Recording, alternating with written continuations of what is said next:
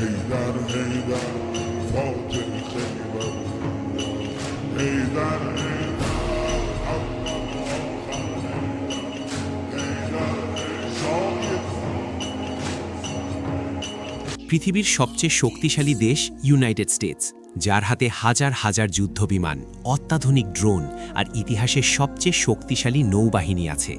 সেই দেশটাই এখন থমকে গেছে এমন এক দেশের সামনে যে বছরের পর বছর স্যাংশনের চাপে ছিল। হ্যাঁ, আমি কথা বলছি ইরানকে নিয়ে।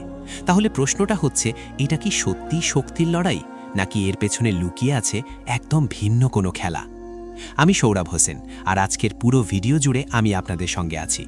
আজ আমরা শুধু এই যুদ্ধের ঘটনা দেখব না, বরং বুঝব আধুনিক যুদ্ধের সেই অদৃশ্য নিয়মগুলো, যেগুলো না জানলে পুরো ছবিটাই ভুল মনে হবে। চলুন শুরু করি একটা শকিং ঘটনা দিয়ে।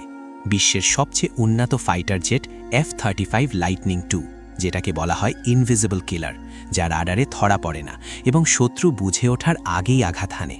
কিন্তু যদি আমি বলি এই অদৃশ্য জিনিসটাই ধরা পড়েছে, কিভাবে সম্ভব?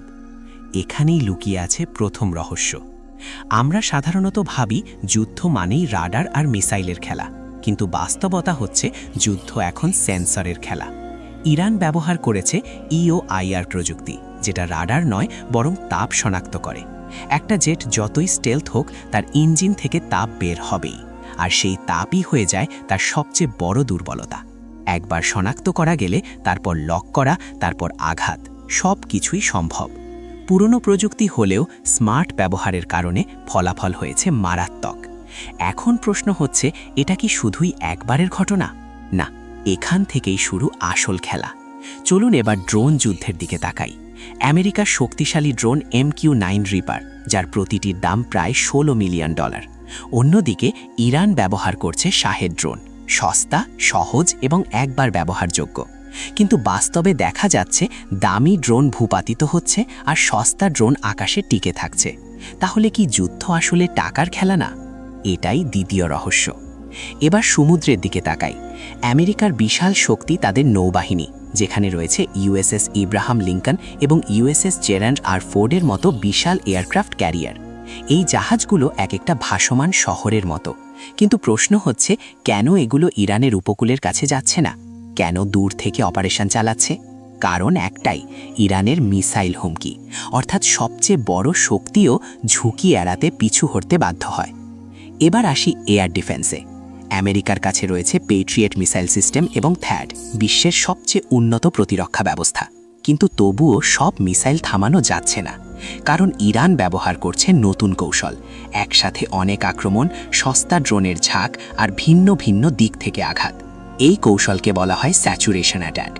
এখানেই আসে তৃতীয় রহস্য। আধুনিক যুদ্ধে কৌশল অনেক সময় প্রযুক্তিকেও হারিয়ে দেয়। এখন সবচেয়ে গুরুত্বপূর্ণ প্রশ্ন, আমেরিকা পিছিয়ে কেন? কারণটা খুবই সোজা কিন্তু গভীর।